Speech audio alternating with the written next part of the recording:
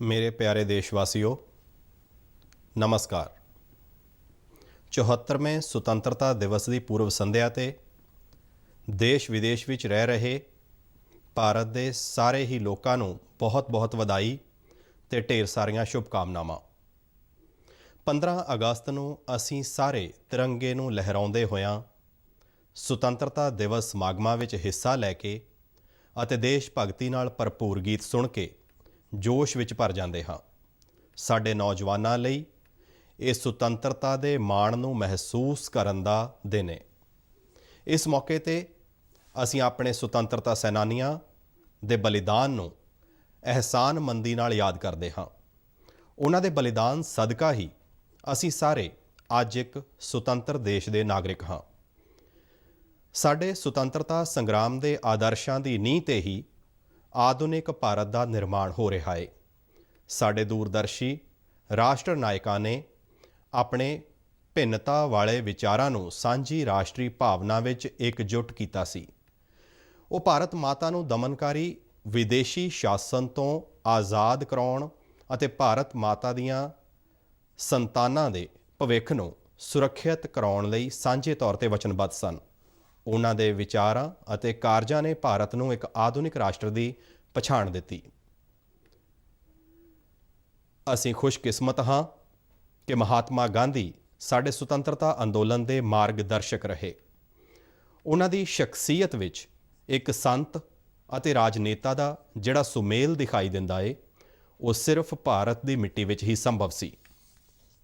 समाजिक संघर्ष, आर्थिक समस्यावां अते पौण पाणी दी तब्दीली तो परेशान अज दी दुनिया गांधी जी दीआं सिੱਖਿਆਵਾਂ तो राहत पाउंदी है।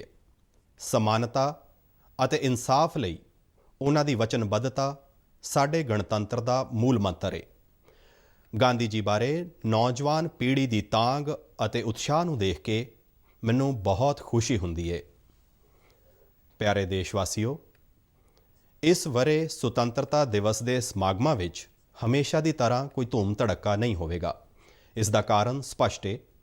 पूरा विश्व एक अजिहे घातक वायरस नाल जूझ रहा है जिसने जनजीवन नूं भारी नुकसान पहुँचाया है अते हर तरह दीआं गतिविधियां विच विघन पैदा कीता है। इस विश्व पद्धरी महामारी कारण साडी जिंदगी पूरी तरह नाल बदल गई है। ये बहुत ही यकीन दिवाउण वाली गल है कि इस चुनौती का टाकरा करन लई केंद्र सरकार ने पहलां तो अनुमान लगाउंदिआं समा रहिंदे प्रभावशाली कदम उठा लए सन। इन्हां विशेष यत्नां दे बल ते ही संघणी आबादी अते भिन्नता दे हालात वाले साडे विशाल देश विच इस चुनौती का टाकरा कीता जा रहा है। सूबा सरकारां ने स्थानक हालात के अनुसार कार्रवाई की। लोकां ने पूरा सहयोग दिता। इन्हां यत्नां नाल असीं विश्व पद्धरी महामारी की भयानकता ते काबू पाउण अते बहुत वड्डी गिणती विच लोकां दी जिंदगी की सुरक्षा करन विच कामयाबी हासिल की है। ये समुचे विश्व सामने एक अमल करन योग मिसाल है।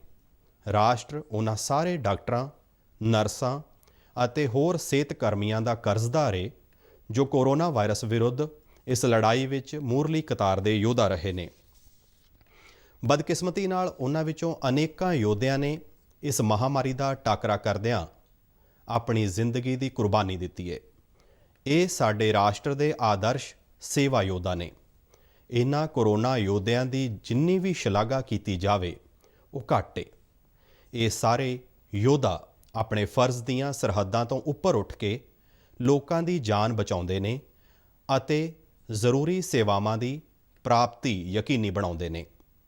अजिहे डॉक्टर, सेहत मुलाजम, आफत प्रबंधन दलां दे मैंबर, पुलिस मुलाजम, सफाई कर्मचारी, डिलीवरी स्टाफ, ट्रांसपोर्ट, रेल अते हवाबाजी कर्मी, वख-वख सेवावां प्रदान करन वाले मुलाजम, सरकारी मुलाजम, समाज सेवी संगठन अते उदार नागरिक अपने हौसले अते निरस्वार्थ सेवा के प्रेरक उदाहरण पेश कर रहे हैं।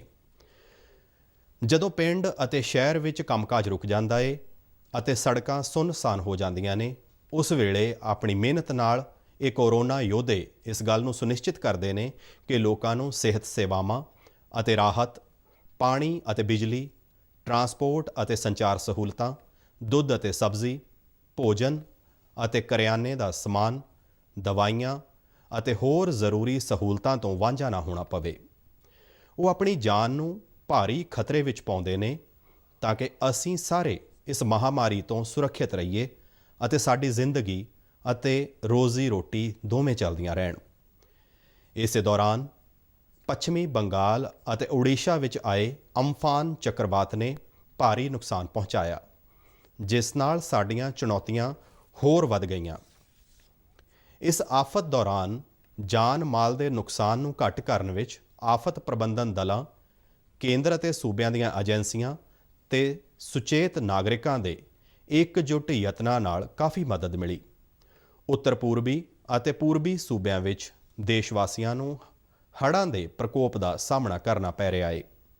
ਇਸ ਤਰ੍ਹਾਂ ਦੀਆਂ ਆਫਤਾਂ ਵਿਚਾਲੇ ਸਮਾਜ ਦੇ ਸਾਰੇ ਹੀ ਵਰਗਾਂ ਦੇ ਲੋਕ ਇਕਜੁੱਟ ਹੋ ਕੇ ਸੰਕਟ ਵਿੱਚ ਫਸੇ ਲੋਕਾਂ ਦੀ ਮਦਦ ਕਰਨ ਲਈ ਅੱਗੇ ਆ ਰਹੇ ਨੇ। ਪਿਆਰੇ ਦੇਸ਼ ਵਾਸੀਓ, ਇਸ ਮਹਾਮਾਰੀ ਦਾ ਸਭ ਤੋਂ ਵੱਧ ਸਖਤ ਹਮਲਾ ਗਰੀਬਾਂ ਅਤੇ ਰੋਜ਼ਾਨਾ ਰੋਜ਼ੀ ਰੋਟੀ ਕਮਾਉਣ ਵਾਲਿਆਂ ਤੇ ਹੋਇਆ ਹੈ। ਸੰਕਟ ਦੇ ਇਸ ਦੌਰ ਵਿੱਚ ਉਹਨਾਂ ਨੂੰ ਸਹਾਰਾ ਦੇਣ ਲਈ ਵਾਇਰਸ ਦੀ ਰੋਕਥਾਮ ਦੇ ਯਤਨਾਂ ਦੇ ਨਾਲ ਕਈ ਜਨ ਕਲਿਆਣਕਾਰੀ ਕਦਮ ਉਠਾਏ ਗਏ ਨੇ। ਪ੍ਰਧਾਨ ਮੰਤਰੀ ਗਰੀਬ ਕਲਿਆਣ ਯੋਜਨਾ ਦੀ ਸ਼ੁਰੂਆਤ ਕਰਕੇ ਸਰਕਾਰ ਨੇ ਕਰੋੜਾਂ ਲੋਕਾਂ ਨੂੰ ਰੋਜ਼ੀ ਰੋਟੀ ਦਿੱਤੀ ਹੈ ਤਾਂ ਜੋ ਮਹਾਮਾਰੀ ਕਾਰਨ ਨੌਕਰੀ ਗੁਆਉਣ, ਇੱਕ ਥਾਂ ਤੋਂ ਦੂਜੀ ਥਾਂ ਜਾਣ ਅਤੇ ਜ਼ਿੰਦਗੀ ਦੇ ਖੇਰੂ ਹੋਣ ਦੀ ਤਕਲੀਫ ਨੂੰ ਘੱਟ ਕੀਤਾ ਜਾ ਸਕੇ। ਲੋਕਾਂ ਦੀ ਮਦਦ ਲਈ ਸਰਕਾਰ ਕਈ ਕਦਮ ਉਠਾ ਰਹੀ ਹੈ। ਇਹਨਾਂ ਯਤਨਾਂ ਵਿੱਚ ਕਾਰਪੋਰੇਟ ਸੈਕਟਰ, ਸਿਵਲ ਸੁਸਾਇਟੀ ਅਤੇ ਨਾਗਰਿਕਾਂ ਦਾ ਭਰਪੂਰ ਸਹਿਯੋਗ ਮਿਲ ਰਿਹਾ ਹੈ।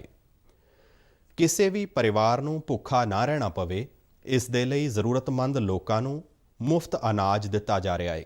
ਮੁਫਤ ਅਨਾਜ ਮੁਹੱਈਆ ਕਰਾਉਣ ਦੇ ਵਿਸ਼ਵ ਦੇ ਸਭ ਤੋਂ ਵੱਡੇ ਇਸ ਅਭਿਆਨ ਨੂੰ ਨਵੰਬਰ 2020 ਤੱਕ ਵਧਾ ਦਿੱਤਾ ਗਿਆ ਹੈ। ਇਸ ਅਭਿਆਨ ਨਾਲ ਹਰ ਮਹੀਨੇ ਲਗਭਗ 80 ਕਰੋੜ ਲੋਕਾਂ ਨੂੰ ਰਾਸ਼ਨ ਮੁਹੱਈਆ ਕਰਾਉਣ ਦੇ ਕੰਮ ਨੂੰ ਸੁਨਿਸ਼ਚਿਤ ਕੀਤਾ ਗਿਆ ਹੈ। ਰਾਸ਼ਨ ਕਾਰਡ ਧਾਰਕ ਪੂਰੇ ਦੇਸ਼ ਵਿੱਚ ਕਿਤੇ ਵੀ ਰਾਸ਼ਨ ਲੈ ਸਕਣ, ਇਸ ਦੇ ਲਈ ਸਾਰੇ ਹੀ ਸੂਬਿਆਂ ਨੂੰ one nation one ration card ਯੋਜਨਾ ਅਧੀਨ ਲਿਆਂਦਾ ਜਾ ਰਿਹਾ ਹੈ। ਵਿਸ਼ਵ ਵਿੱਚ ਕਿਤੇ ਵੀ ਫਸੇ ਸਾਡੇ ਲੋਕਾਂ ਦੀ ਮਦਦ ਕਰਨ ਲਈ ਵਚਨਬੱਧ ਸਰਕਾਰ ਵੱਲੋਂ ਵੰਦੇ ਭਾਰਤ ਮਿਸ਼ਨ ਅਧੀਨ 10 ਲੱਖ ਤੋਂ ਵੱਧ ਭਾਰਤੀ ਨਾਗਰਿਕਾਂ ਨੂੰ ਵਤਨ ਵਾਪਸ ਲਿਆਂਦਾ ਗਿਆ ਹੈ। ਭਾਰਤੀ ਰੇਲ ਵੱਲੋਂ ਇਸ ਚੁਣੌਤੀ ਭਰੇ ਸਮੇਂ ਵਿੱਚ ਰੇਲ ਸੇਵਾਵਾਂ ਚਲਾ ਕੇ ਵਸਤਾਂ ਅਤੇ ਲੋਕਾਂ ਦੀ ਆਵਾਜਾਈ ਨੂੰ ਸੰਭਵ ਕੀਤਾ ਗਿਆ ਹੈ। ਆਪਣੀ ਸਮਰੱਥਾ ਦੇ ਵਿਸ਼ਵਾਸ ਦੀ ਤਾਕਤ ਤੇ ਅਸੀਂ ਕੋਵਿਡ-19 ਵਿਰੁੱਧ ਲੜਾਈ ਵਿੱਚ ਦੂਜੇ ਦੇਸ਼ਾਂ ਵੱਲ ਵੀ ਮਦਦ ਦਾ ਹੱਥ ਵਧਾਇਆ ਹੈ। ਦੂਜੇ ਦੇਸ਼ਾਂ ਦੀ ਅਪੀਲ ਤੇ ਦਵਾਈਆਂ ਦੀ ਸਪਲਾਈ ਕਰਕੇ ਅਸੀਂ ਇੱਕ ਵਾਰ ਫਿਰ ਇਹ ਸਾਬਿਤ ਕੀਤਾ ਹੈ ਕਿ ਭਾਰਤ ਸੰਕਟ ਦੀ ਇਸ ਘੜੀ ਵਿੱਚ ਵਿਸ਼ਵ ਭਾਈਚਾਰੇ ਨਾਲ ਖੜਾ ਰਹਿੰਦਾ ਹੈ। ਖੇਤਰੀ ਅਤੇ ਵਿਸ਼ਵ ਪੱਧਰ ਤੇ ਮਹਾਮਾਰੀ ਦਾ ਟਾਕਰਾ ਕਰਨ ਲਈ ਪ੍ਰਭਾਵਸ਼ਾਲੀ ਰਣਨੀਤੀਆਂ ਨੂੰ ਵਿਕਸਿਤ ਕਰਨ ਵਿੱਚ ਸਾਡੀ ਮੁਹਰਲੀ ਭੂਮਿਕਾ ਰਹੀ ਹੈ।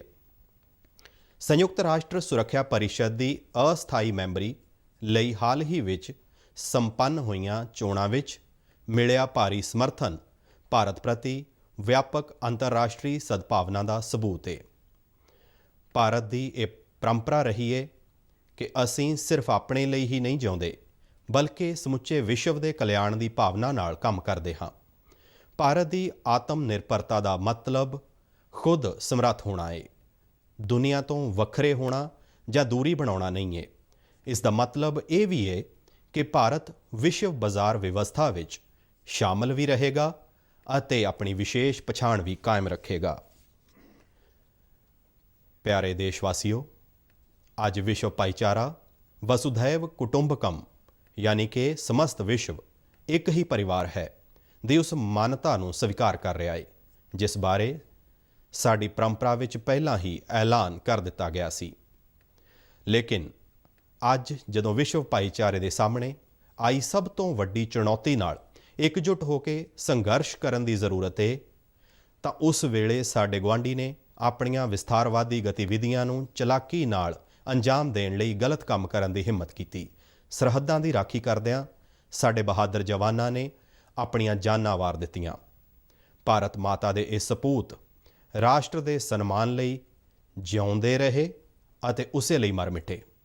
ਪੂਰਾ ਦੇਸ਼ ਗਲਵਾਨ ਘਾਟੀ ਦੇ ਬਲੀਦਾਨੀਆਂ ਨੂੰ ਨਮਨ ਕਰਦਾ ਏ। ਹਰ ਭਾਰਤ ਵਾਸੀ ਦੇ ਦਿਲ ਵਿੱਚ ਉਹਨਾਂ ਦੇ ਪਰਿਵਾਰ ਦੇ ਮੈਂਬਰਾਂ ਪ੍ਰਤੀ ਅਹਿਸਾਨਮੰਦੀ ਦੀ ਭਾਵਨਾ ਏ।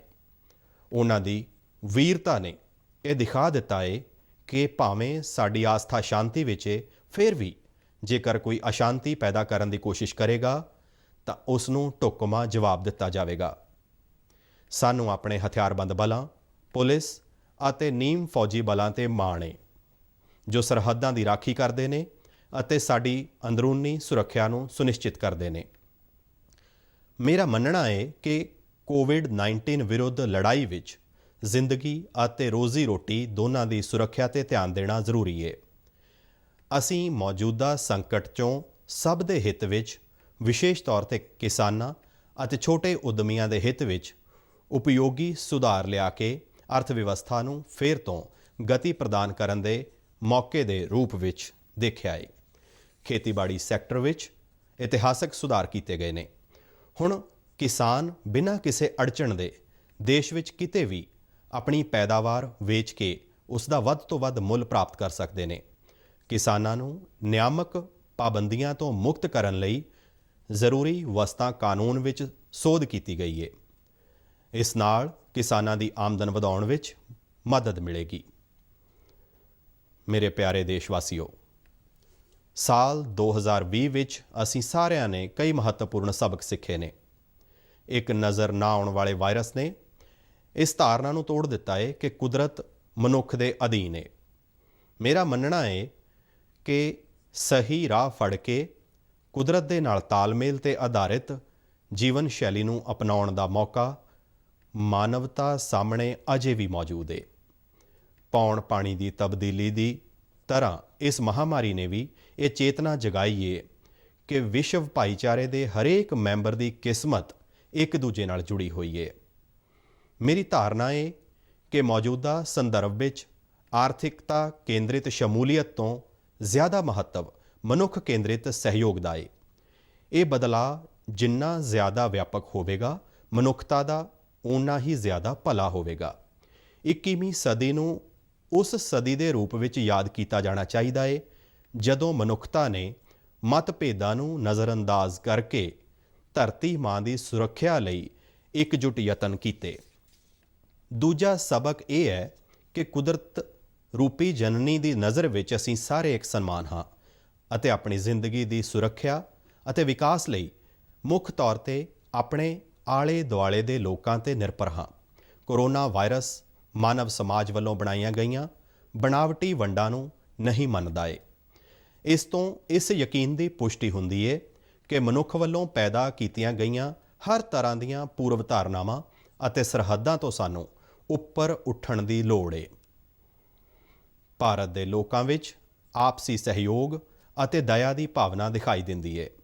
ਸਾਨੂੰ ਆਪਣੇ ਚਾਲ ਚੱਲਣ ਵਿੱਚ ਇਸ ਚੰਗੇ ਗੁਣ ਨੂੰ ਹੋਰ ਜ਼ਿਆਦਾ ਸ਼ਾਮਲ ਕਰਨਾ ਚਾਹੀਦਾ ਏ। ਤਦ ਹੀ ਅਸੀਂ ਸਾਰਿਆਂ ਲਈ ਬਿਹਤਰ ਭਵਿੱਖ ਦਾ ਨਿਰਮਾਣ ਕਰ ਸਕਦੇ ਹਾਂ। ਤੀਜਾ ਸਬਕ ਸਿਹਤ ਸੇਵਾ ਨੂੰ ਹੋਰ ਮਜ਼ਬੂਤ ਕਰਨ ਨਾਲ ਜੁੜਿਆ ਹੋਇਆ ਏ। ਜਨਤਕ ਹਸਪਤਾਲਾਂ ਅਤੇ ਲੈਬੋਰਟਰੀਆਂ ਨੇ ਕੋਵਿਡ-19 ਦਾ ਟਾਕਰਾ ਕਰਨ ਵਿੱਚ ਮੂਹਰਲੀ ਭੂਮਿਕਾ ਨਿਭਾਈ ਏ। ਜਨਤਕ ਸਿਹਤ ਸੇਵਾਵਾਂ ਕਾਰਨ ਗਰੀਬਾਂ ਲਈ ਇਸ ਮਹਾਮਾਰੀ ਦਾ ਟਾਕਰਾ ਕਰਨਾ ਸੰਭਵ ਹੋ ਸਕਿਆ ਏ। ਇਸ ਲਈ ਇਨ੍ਹਾਂ ਜਨਤਕ ਸਿਹਤ ਸਹੂਲਤਾਂ ਨੂੰ ਹੋਰ ਜ਼ਿਆਦਾ ਵਿਸਥਾਰਤ ਅਤੇ ਮਜ਼ਬੂਤ ਬਣਾਉਣਾ ਹੋਵੇਗਾ। ਚੌਥਾ ਸਬਕ ਸਾਇੰਸ ਅਤੇ ਤਕਨਾਲੋਜੀ ਨਾਲ ਸੰਬੰਧਿਤ ਹੈ। ਇਸ ਵਿਸ਼ਵ ਪੱਧਰੀ ਮਹਾਮਾਰੀ ਕਾਰਨ ਸਾਇੰਸ ਅਤੇ ਤਕਨਾਲੋਜੀ ਨੂੰ ਤੇਜ਼ੀ ਨਾਲ ਵਿਕਸਿਤ ਕਰਨ ਦੀ ਲੋੜ 'ਤੇ ਹੋਰ ਜ਼ਿਆਦਾ ਧਿਆਨ ਦਿੱਤਾ ਗਿਆ ਹੈ। ਲਾਕਡਾਊਨ ਅਤੇ ਉਸ ਤੋਂ ਬਾਅਦ ਅਨਲੌਕ ਦੀ ਪ੍ਰਕਿਰਿਆ ਦੌਰਾਨ ਸ਼ਾਸਨ, ਸਿੱਖਿਆ, ਕਾਰੋਬਾਰ, ਦਫ਼ਤਰਾਂ ਦੇ ਕੰਮਕਾਜ ਅਤੇ ਸਮਾਜਿਕ ਸੰਪਰਕ ਦੇ ਪ੍ਰਭਾਵਸ਼ਾਲੀ ਮਾਧਿਅਮ ਦੇ ਰੂਪ ਵਿੱਚ ਸੂਚਨਾ ਅਤੇ ਸੰਚਾਰ ਤਕਨੀਕ ਨੂੰ ਅਪਣਾਇਆ ਗਿਆ ਹੈ। ਇਸ ਮਾਧਿਅਮ ਦੀ ਮਦਦ ਨਾਲ ਸਾਰੇ ਭਾਰਤੀਆਂ ਦੀ ਜ਼ਿੰਦਗੀ ਬਚਾਉਣ ਅਤੇ ਕੰਮਕਾਜ ਨੂੰ ਫਿਰ ਤੋਂ ਸ਼ੁਰੂ ਕਰਨ ਦੇ ਉਦੇਸ਼ਾਂ ਨੂੰ ਇਕੱਠਿਆਂ ਹੀ ਹਾਸਲ ਕਰਨ ਵਿੱਚ ਮਦਦ ਮਿਲੀ ਹੈ। ਕੇਂਦਰ ਅਤੇ ਸੂਬਾ ਸਰਕਾਰਾਂ ਦੇ ਦਫ਼ਤਰ ਆਪਣੇ ਕਾਰਜਾਂ ਨੂੰ ਕਰਨ ਲਈ ਵੱਡੇ ਪੈਮਾਨੇ ਤੇ ਵਰਚੁਅਲ ਇੰਟਰਫੇਸ ਦਾ ਉਪਯੋਗ ਕਰ ਰਹੇ ਨੇ। ਇਨਸਾਫ ਮੁਹੱਈਆ ਕਰਾਉਣ ਲਈ ਨਿਆਂਪਾਲਿਕਾ ਨੇ ਵਰਚੁਅਲ ਕੋਰਟ ਦੀ ਕਾਰਵਾਈ ਨੂੰ ਅਪਣਾਇਆ ਹੈ।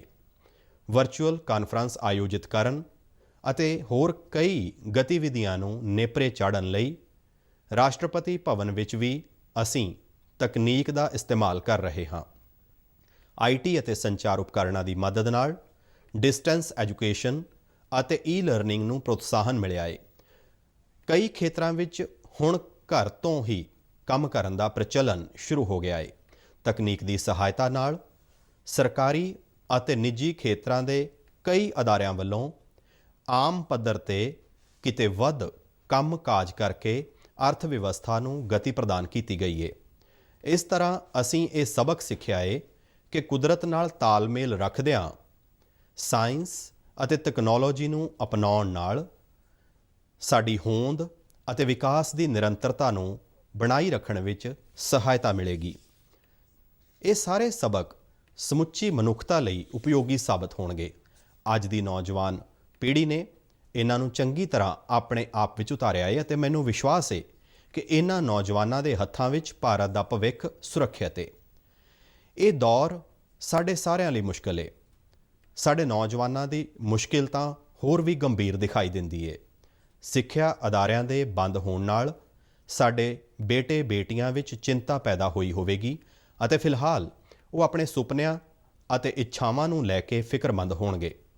ਮੈਂ ਉਹਨਾਂ ਨੂੰ ਇਹ ਦੱਸਣਾ ਚਾਹਾਂਗਾ ਕਿ ਇਸ ਸੰਕਟ ਤੇ ਅਸੀਂ ਜਿੱਤ ਹਾਸਲ ਕਰਾਂਗੇ ਅਤੇ ਇਸ ਲਈ ਆਪਣੇ ਸੁਪਨਿਆਂ ਨੂੰ ਪੂਰਾ ਕਰਨ ਦੇ ਯਤਨਾਂ ਵਿੱਚ ਤੁਹਾਨੂੰ ਸਾਰੇ ਨੌਜਵਾਨਾਂ ਨੂੰ ਨਿਰੰਤਰ ਜੁਟੇ ਰਹਿਣਾ ਚਾਹੀਦਾ ਹੈ।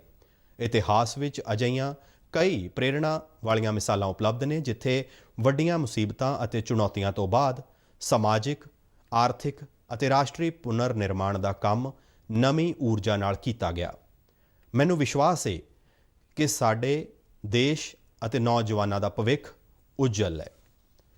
ਸਾਡੇ ਬੱਚਿਆਂ ਅਤੇ ਨੌਜਵਾਨਾਂ ਨੂੰ ਭਵਿੱਖ ਦੀਆਂ ਲੋੜਾਂ ਅਨੁਸਾਰ ਸਿੱਖਿਆ ਮੁਹੱਈਆ ਕਰਾਉਣ ਦੀ ਨਜ਼ਰ ਨਾਲ ਕੇਂਦਰ ਸਰਕਾਰ ਨੇ ਹੁਣੇ ਜਿਹੇ ਰਾਸ਼ਟਰੀ ਸਿੱਖਿਆ ਨੀਤੀ ਲਾਗੂ ਕਰਨ ਦਾ ਫੈਸਲਾ ਲਿਆ ਹੈ। ਮੈਨੂੰ ਵਿਸ਼ਵਾਸ ਹੈ ਕਿ ਇਸ ਨੀਤੀ ਨਾਲ ਗੁਣਵੱਤਾ ਭਰਪੂਰ ਇੱਕ ਨਵੀਂ ਸਿੱਖਿਆ ਵਿਵਸਥਾ ਵਿਕਸਿਤ ਹੋਵੇਗੀ ਜੋ ਭਵਿੱਖ ਵਿੱਚ ਆਉਣ ਵਾਲੀਆਂ ਚੁਣੌਤੀਆਂ ਨੂੰ ਮੌਕੇ ਵਿੱਚ ਬਦਲ ਕੇ ਨਵੇਂ ਭਾਰਤ ਦਾ ਮਾਰਗ ਦਰਸਾਏਗੀ। ਸਾਡੇ ਨੌਜਵਾਨਾਂ ਨੂੰ ਆਪਣੀ ਰੁਚੀ ਅਤੇ ਪ੍ਰਤਿਭਾ ਅਨੁਸਾਰ ਆਪਣੇ ਵਿਸ਼ਿਆਂ ਨੂੰ ਚੁਣਨ ਦੀ ਆਜ਼ਾਦੀ ਹੋਵੇਗੀ। ਉਹਨਾਂ ਨੂੰ ਆਪਣੀ ਸਮਰੱਥਾ ਨੂੰ ਵਿਕਸਿਤ ਕਰਨ ਦਾ ਮੌਕਾ ਮਿਲੇਗਾ। ਸਾਡੀ ਭਵਿੱਖ ਦੀ ਪੀੜ੍ਹੀ ਇਹਨਾਂ ਯੋਗਤਾਵਾਂ ਸਦਕਾ ਨਾ ਸਿਰਫ ਰੁਜ਼ਗਾਰ ਪਾਉਣ ਦੇ ਸਮਰੱਥ ਹੋਵੇਗੀ ਬਲਕਿ ਦੂਜਿਆਂ ਲਈ ਵੀ ਰੁਜ਼ਗਾਰ ਦੇ ਮੌਕੇ ਪੈਦਾ ਕਰੇਗੀ। ਕੌਮੀ ਸਿੱਖਿਆ ਨੀਤੀ ਇੱਕ ਦੂਰਦਰਸ਼ੀ ਅਤੇ ਦੂਰਗਾਮੀ ਨੀਤੀ ਹੈ।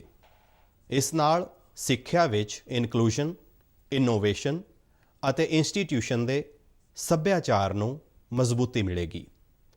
ਨਵੀਂ ਸਿੱਖਿਆ ਨੀਤੀ ਅਧੀਨ ਮਾਤ ਭਾਸ਼ਾ ਵਿੱਚ ਅਧਿਐਨ ਨੂੰ ਮਹੱਤਵ ਦਿੱਤਾ ਗਿਆ ਹੈ ਜਿਸ ਨਾਲ ਬੱਚਿਆਂ ਦੇ ਮਨ ਆਸਾਨੀ ਨਾਲ ਵਿਕਸਿਤ ਹੋ ਸਕਣਗੇ। ਇਸ ਦੇ ਨਾਲ ਹੀ ਭਾਰਤ ਦੀਆਂ ਸਾਰੀਆਂ ਭਾਸ਼ਾਵਾਂ ਅਤੇ ਭਾਰਤ ਦੀ ਏਕਤਾ ਨੂੰ ਲੋੜੀਂਦੀ ਮਜ਼ਬੂਤੀ ਮਿਲੇਗੀ। ਕਿਸੇ ਵੀ ਰਾਸ਼ਟਰ ਨੂੰ ਸ਼ਕਤੀਸ਼ਾਲੀ ਬਣਾਉਣ ਲਈ ਉਸ ਦੇ ਨੌਜਵਾਨਾਂ ਦਾ ਸ਼ਕਤੀਕਰਨ ਜ਼ਰੂਰੀ ਹੁੰਦਾ ਹੈ ਅਤੇ ਰਾਸ਼ਟਰੀ ਸਿੱਖਿਆ ਨੀਤੀ ਇਸ ਦਿਸ਼ਾ ਵਿੱਚ ਇੱਕ ਵੱਡਾ ਕਦਮ ਹੈ। ਪਿਆਰੇ ਦੇਸ਼ਵਾਸੀਓ, ਸਿਰਫ 10 ਦਿਨ ਪਹਿਲਾਂ ਅਯੋਧਿਆ ਵਿੱਚ ਸ਼੍ਰੀ ਰਾਮ ਜਨਮ ਭੂਮੀ ਤੇ ਮੰਦਰ ਨਿਰਮਾਣ ਦਾ ਸ਼ੁਭਾਰੰਭ ਹੋਇਆ ਹੈ ਅਤੇ ਦੇਸ਼ਵਾਸੀਆਂ ਨੂੰ ਮਾਣ ਮਹਿਸੂਸ ਹੋਇਆ ਹੈ। ਦੇਸ਼ਵਾਸੀਆਂ ਨੇ ਲੰਬੇ ਸਮੇਂ ਤੱਕ ਧੀਰਜ ਅਤੇ ਸੰਜਮ ਵਿਖਾਇਆ ਅਤੇ ਦੇਸ਼ ਦੀ ਨਿਆਂ ਵਿਵਸਥਾ ਵਿੱਚ ਹਮੇਸ਼ਾ ਆਪਣੀ ਆਸਥਾ ਬਣਾਈ ਰੱਖੀ। ਸ਼੍ਰੀ ਰਾਮ ਜਨਮ ਭੂਮੀ ਨਾਲ ਸੰਬੰਧਿਤ ਨਿਆਂ ਮੁੱਦੇ ਨੂੰ ਵੀ ਢੁਕਵੀਂ ਨਿਆਂ ਪ੍ਰਕਿਰਿਆ ਅਧੀਨ ਸੁਲਝਾਇਆ ਗਿਆ ਹੈ। ਸਾਰੀਆਂ ਹੀ ਸੰਬੰਧਿਤ ਧਿਰਾਂ ਅਤੇ ਲੋਕਾਂ ਨੇ ਸੁਪਰੀਮ ਕੋਰਟ ਦੇ ਫੈਸਲੇ ਨੂੰ ਪੂਰੇ ਸਨਮਾਨ ਨਾਲ ਸਵੀਕਾਰ ਕੀਤਾ ਅਤੇ ਵਿਸ਼ਵ ਸਾਹਮਣੇ ਸ਼ਾਂਤੀ, ਅਹਿੰਸਾ, ਪਿਆਰ ਅਤੇ ਭਾਈਚਾਰੇ ਦੀਆਂ ਭਾਰਤ ਦੀਆਂ ਕਦਰਾਂ ਕੀਮਤਾਂ ਨੂੰ ਮੁੜ ਤੋਂ ਪ੍ਰਸਤੁਤ ਕੀਤਾ। ਇਸ ਦੇ ਲਈ ਮੈਂ ਸਾਰੇ ਦੇਸ਼ਵਾਸੀਆਂ ਨੂੰ ਵਧਾਈ ਦਿੰਦਾ ਹਾਂ। ਮੇਰੇ ਪਿਆਰੇ ਦੇਸ਼ਵਾਸੀਓ, ਜਦ ਭਾਰਤ ਨੇ ਸੁਤੰਤਰਤਾ ਹਾਸਲ ਕੀਤੀ ਤਾਂ ਕੁਝ ਲੋਕਾਂ ਨੇ ਇਹ ਸ਼ੱਕ ਜਤਾਇਆ ਸੀ ਕਿ ਲੋਕਤੰਤਰ ਦਾ ਸਾਡਾ ਪ੍ਰਯੋਗ ਸਫਲ ਨਹੀਂ ਹੋਵੇਗਾ। ਉਹ ਸਾਡੀਆਂ ਪ੍ਰਾਚੀਨ ਪਰੰਪਰਾਵਾਂ ਅਤੇ ਬਹੁ ਮੰਤਵੀ ਭਿੰਨਤਾ ਨੂੰ ਸਾਡੀ ਰਾਜ ਵਿਵਸਥਾ ਦੇ ਲੋਕਤੰਤਰੀਕਰਨ ਦੇ ਰਸਤੇ ਵਿੱਚ ਅੜਿੱਕਾ ਸਮਝਦੇ ਸਨ। ਲੇਕਿਨ ਅਸੀਂ ਆਪਣੀਆਂ ਪਰੰਪਰਾਵਾਂ ਅਤੇ ਭਿੰਨਤਾ ਨੂੰ ਹਮੇਸ਼ਾ ਆਪਣੀ ਤਾਕਤ ਸਮਝ ਕੇ ਉਹਨਾਂ ਨੂੰ ਪ੍ਰਫੁੱਲਿਤ ਕੀਤਾ ਹੈ ਅਤੇ ਇਸੇ ਲਈ ਵਿਸ਼ਵ ਦਾ ਇਹ ਸਭ ਤੋਂ ਵੱਡਾ ਲੋਕਤੰਤਰ ਇੰਨਾ ਜੋਸ਼ੀਲਾ ਹੈ। ਮਨੁੱਖਤਾ ਦੀ ਭਲਾਈ ਲਈ ਭਾਰਤ ਨੂੰ ਮੂਰਲੀ ਭੂਮਿਕਾ ਨਿਭਾਉਂਦੇ ਰਹਿਣਾ ਹੈ। ਤੁਸੀਂ ਸਾਰੇ ਦੇਸ਼ਵਾਸੀ ਇਸ ਵਿਸ਼ਵ ਪੱਧਰੀ ਮਹਾਮਾਰੀ ਦਾ ਟਾਕਰਾ ਕਰਨ ਲਈ ਜਿਸ ਸਮਝਦਾਰੀ ਅਤੇ ਧੀਰਜ ਦਾ ਪ੍ਰਗਟਾਵਾ ਕਰ ਰਹੇ ਹੋ, ਉਸ ਦੀ ਸ਼ਲਾਘਾ ਪੂਰੇ ਵਿਸ਼ਵ ਵਿੱਚ ਹੋ ਰਹੀ ਹੈ। ਮੈਨੂੰ ਵਿਸ਼ਵਾਸ ਹੈ ਕਿ ਤੁਸੀਂ ਸਾਰੇ ਇਸੇ ਤਰ੍ਹਾਂ ਸਾਵਧਾਨੀ ਅਤੇ ਜ਼ਿੰਮੇਵਾਰੀ ਬਣਾਈ ਰੱਖੋਗੇ। ਸਾਡੇ ਕੋਲ ਵਿਸ਼ਵ ਭਾਈਚਾਰੇ ਨੂੰ ਦੇਣ ਲਈ ਬਹੁਤ ਕੁਝ ਹੈ, ਵਿਸ਼ੇਸ਼ ਤੌਰ 'ਤੇ ਬੌਧਿਕ, ਅਧਿਆਤਮਕ ਅਤੇ ਵਿਸ਼ਵ ਸ਼ਾਂਤੀ ਦੇ ਖੇਤਰ ਵਿੱਚ। ਇਸੇ ਲੋਕ ਮੰਗਲ ਦੀ ਭਾਵਨਾ ਨਾਲ ਮੈਂ ਪ੍ਰਾਰਥਨਾ ਕਰਦਾ ਹਾਂ ਕਿ ਸਮੁੱਚੇ ਵਿਸ਼ਵ ਦਾ ਕਲਿਆਣ ਹੋਵੇ। ਸਰਵੇ ਭਵੰਤੁ ਸੁਖਿਨಃ, ਸਰਵੇ ਸੰਤੁ ਨਿਰਾਮਇਆ, ਸਰਵੇ ਭਦਰਾਣੀ ਪਸ਼ਯੰਤੁ, ਮਾਂ ਕਸ਼ਚਿਤ ਦੁੱਖ ਭਾਗ ਭਵੇਤ। ਅਰਥਾਤ ਸਾਰੇ ਸੁਖੀ ਰਹਿਣ, ਸਾਰੇ ਰੋਗ ਮੁਕਤ ਰਹਿਣ, ਸਾਰੇ ਲੋਕ ਚੰਗਿਆਈਆਂ 'ਤੇ ਧਿਆਨ ਦੇਣ ਅਤੇ ਕਿਸੇ ਨੂੰ ਵੀ ਦੁੱਖ ਨਾ ਭੋਗਣਾ ਪਵੇ। ਸਮੁੱਚੇ ਵਿਸ਼ਵ ਦੇ ਕਲਿਆਣ ਦਾ ਇਹ ਸੰਦੇਸ਼ ਮਨੁੱਖਤਾ ਲਈ ਭਾਰਤ ਦਾ ਇੱਕ ਨਵੇਕਲਾ ਤੋਹਫਾ ਹੈ। ਇੱਕ ਵਾਰ ਫਿਰ ਤੁਹਾਨੂੰ ਸਾਰਿਆਂ ਨੂੰ 74ਵੇਂ ਸੁਤੰਤਰਤਾ ਦਿਵਸ ਦੀਆਂ ਵਧਾਈ ਦਿੰਦਿਆਂ ਹੋਇਆਂ ਤੁਹਾਡੇ ਸਾਰਿਆਂ ਦੀ ਚੰਗੀ ਸਿਹਤ ਅਤੇ ਖੂਬਸੂਰਤ ਭਵਿੱਖ ਦੀ ਕਾਮਨਾ ਕਰਦਾ ਹਾਂ। ਧੰਨਵਾਦ। ਜੈ ਹਿੰਦ।